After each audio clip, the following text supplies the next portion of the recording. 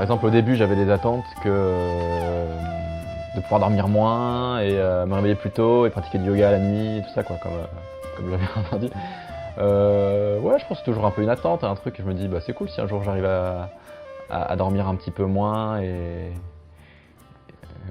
Mais est-ce que aujourd'hui, j'ai pas vraiment d'attente. Je sens que c'est plutôt, c'est plus tranquille.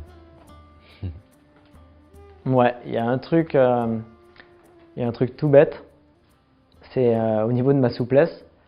Moi, je rêve de pouvoir poser les mains par terre un jour, on est les jambes tendues debout en pliant, mais ouais, clairement ma souplesse continue à évoluer. Je vois que ça évolue, mais je suis très loin d'être arrivé à ce que je souhaite au niveau souplesse, au niveau capacité de rester assis sans avoir des fourmis dans les jambes au bout de 10 minutes. J'ai l'impression que c'est un peu comme l'esprit. Le jour où j'arrive à rester assis sans que ça soit des douleurs ou des fourmis, j'ai l'impression que ça sera pareil au niveau du focus de l'esprit et du mental. Là, il s'échappe encore beaucoup mon mental quand je pratique sur la Kriya, sur la Shakti. Si je compte pas et que j'essaie de le faire de manière intuitive ou quoi, que mon petit vélo s'en va ailleurs, je me dis attends mais j'en suis déjà à 5 alors que je devais faire que 3 et donc j'ai encore ça, donc j'ai le focus, la régularité et la souplesse. C'est pour moi les trois choses à travailler encore que j'ai envie d'atteindre. Je pense que si j'avais une attente, ce serait plutôt elle est physique pour gagner en souplesse. Voilà. Après, tout ce qui est du domaine chemin spirituel, etc. Pour moi, c'est un chemin que je savoure, qui prend son temps et voilà, je le savoure à chaque pas. J'ai plus de frustration à pas devenir souple super vite, mais ça aussi, j'imagine que ça fait partie de ce chemin de patience aussi. Et pour moi, cette pratique, elle est aussi dans m'apprendre une forme de patience dans le temps de respiration. Parfois ça tire, j'ai envie d'arrêter de compter jusqu'à 7, j'aimerais compter que jusqu'à 3 parce que là je sens que ça tire un peu trop, mais je le fais quand même, je respire. Donc ça m'apprend une forme aussi d'effort dans la patience. Bah, alors, je peux revenir sur la souplesse.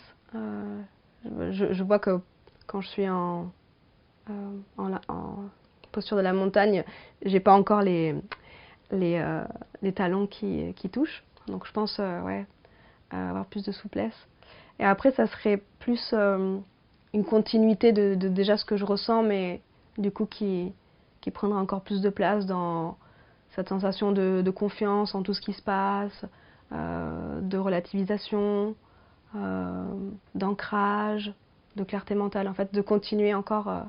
Et ce que j'ai remarqué aussi, c'est que aussi j'ai moins de douleurs dans le dos. J'avais pas mal de douleurs avant, et donc voilà, de sentir encore mieux son corps et de le sentir plus fluide. Voilà, en gros, je pense. Et peut-être ce que je sens pas encore, parce que là je parle beaucoup du corps, de la clarté mentale, mais je sens pas encore le niveau spirituel. Et j'ai pas la sensation de encore toucher à ça. Au bout de 3 mois, je sens que ça me pose. Je vois la différence aussi entre l'incantation du début et l'incantation de la fin. Je sens qu'il y a quelque chose qui a bougé dans mon corps. Et dans ma voix, c'est différent. Mais je n'arrive pas encore à goûter à recevoir la dimension spirituelle. Donc je pense que ça serait ça mon intention dans le futur, de ressentir plus ça, plus fort. Plutôt facile. Je sens que comme ça me fait du bien, c'est assez simple de garder la motivation. C'était plus difficile de trouver la logistique à certains moments en fonction des moments où je suis malade, ou des moments où je dois gérer ma fille ou d'autres choses. En tout cas, voilà. Mais la motivation, elle est simple, elle est facile, je trouve. En tout cas, pour moi, ça a été facile de garder la motivation. Ouais, c'est facile pour la motivation et je dirais que c'est plus dur structurellement dans le sens où quand on a une sorte de routine au quotidien, là, j'ai vraiment pas de souci à le faire. Par contre, c'est tous les impondérables liés à l'accueil touristique là qu'on pratique ici, qui me demandent de faire la piscine assez tôt, des trucs comme ça, et du coup, ça me sort de mon rythme. Donc ouais, au niveau discipline, j'ai pas tellement de difficultés, encore que, si je suis honnête, il y a des moments quand même où la petite fatigue du matin, si je me couche un peu tard, c'est peut-être ça le plus dur dans la discipline. C'est l'heure de mon coucher qui entraîne sur l'heure du réveil. Et est-ce que je prends un livre de mon matin pour bouquiner ou est-ce que je vais faire mon yoga direct? C'est soit je le fais le matin de toute façon, soit il y a très peu de chances que je le fasse. J'ai réussi 2 ou 3 fois le soir, mais qu'est-ce que c'est dur pour moi le soir. 3 heures après le repas, ça fait tard, quoi. Pas toujours. Je pense que je suis aussi beaucoup prise par parfois mes états émotionnels, mes états intellectuels, mes pensées, psychologie, plein de choses qui m'empêchent de me mettre dans la pratique parce que ça me fait du bien.